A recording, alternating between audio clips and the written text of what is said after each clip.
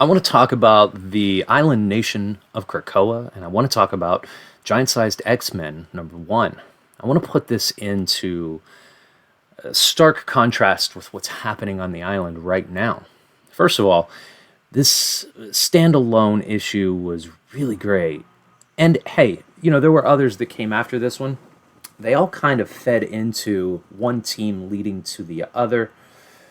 Kind of after X-Men 66, the story kind of summarizes what's happening in this long period of time, but it tells a new story, and it tells a story of this evil, evil mutant that tried to kill all of the X-Men at one point, tried to take their powers, tried to control their minds in a sense.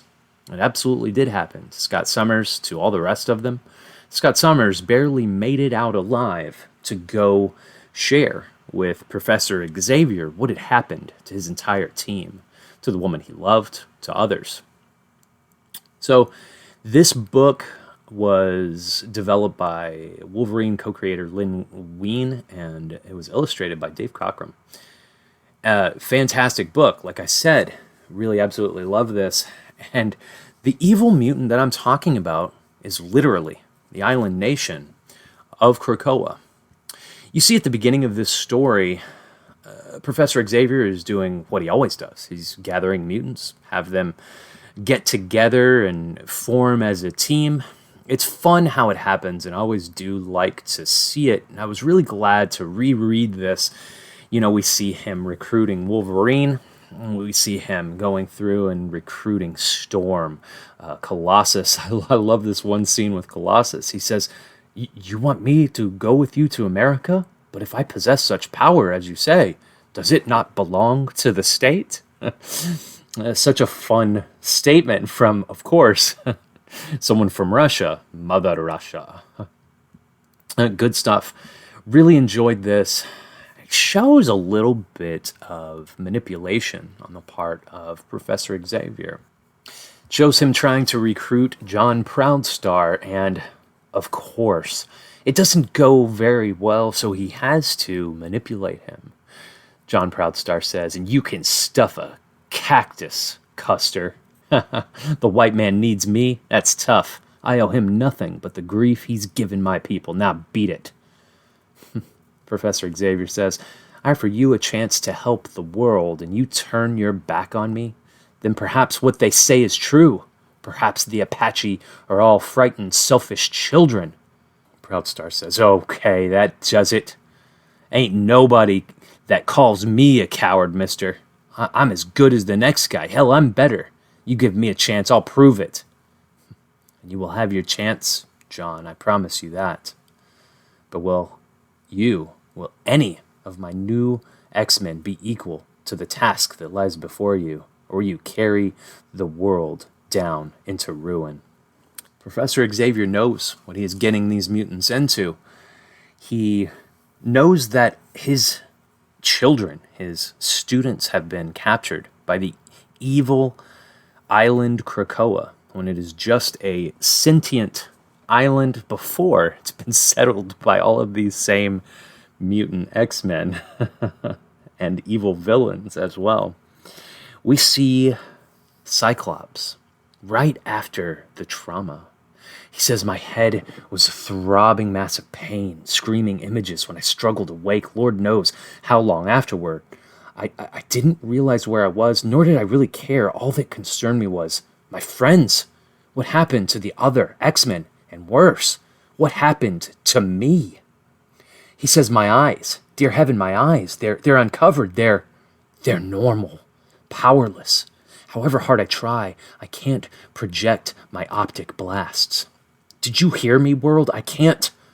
That's when I discovered I was back on the Stratojet, and I wasn't in control. Automatic pilot is jammed. Can't turn this crate back to the island. He barges in. He's talking with the professor, and he tells him exactly what happened. So the professor, of course, like I was saying, gathered a team, brought them all together, sends them back to that island. They get there, and the ship immediately disappears. It shows a structure just appear out of nowhere. It's a temple.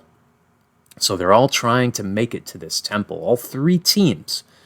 And they're all being terrorized by the wildlife on this island, which is a part of the sentient mutant that actually is this island. They barely make it there. And they find their friends tied up, being controlled, being fed upon. They says, "Oh my dear God, it's the other X-Men, and something seems to be feeding on them." Well, don't just stand there staring at them. In pity's name, set them free. Cripes, what's going on? As soon as we pulled those tubes loose, the place started shaking itself apart. Quickly then, carry whoever's closest to you. Let's get out of here before this temple comes down around our ears. Apparently, the mutant island of Krakoa kept them captive there for a specific reason. It wanted more food to feed off of. These mutants that have come to gather on this island, they are just food. They're just food. So I want to put this in contrast for what's going on in the Dawn of X series right now. We're talking about this evil nation that literally acts as a vampire, as a psychic vampire, off of these mutant powers, these abilities, and becomes stronger with every mutant that steps foot on its island. And what is it convinced, and this is what I believe is happening, it has mind-controlled Magneto into believing that it's okay for him to be in the same room with Mr. Sinister. It's mind-controlled Xavier. It's used Moira. It's used Apocalypse. Everyone's a friend now. All the conflict is over. It's a utopia. And I honestly believe that it's the island nation of Krakoa that's controlling these mutants' minds. All from villain to good guy. Everyone in between being controlled by this island specifically. I'd love to hear what you think about this theory. It seems not just plausible, it seems like this is absolutely what is going down. We saw the most disconnected of them, Wolverine, the most attuned to his animalistic nature. As soon as he saw the island nation of Krakoa communing in such a dark way with Apocalypse, we saw almost immediately the disconcerting perspective that Wolverine had. It made me feel pretty disconcerted myself. Love to hear what you have to say about this.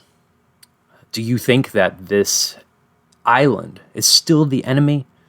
I'll tell you, as Black Tom Cassidy is probably one of the closest mutants to this island, telepathically, spiritually, emotionally, mentally, he's losing his damn mind. You can see it in the way he's acting. Don't get me wrong. Tom Cassidy has always been quite the character. But he is mentally unstable at this point. And I honestly believe it's just by getting close to this island that this continues to happen. Like I said, I want to hear your theories. I want to hear your perspectives. This was a fantastic issue. If you're really enjoying Dawn of X, you haven't stepped into classic X-Men, this one from 1975 is a perfect spot to jump right in to classic X-Men. You want to see what the island nation of Krakoa was at the very formation of the X-Men. This is the villain that we've been looking at the entire time, right under our nose. We've seen him hiding and very likely controlling the minds of all of the mutants on the island. Again, I don't know why so many people are disagreeing about this theory. It's literally written right here in this entire series. Krakoa is the villain. Support your local comic shop. You are the gateway into comics.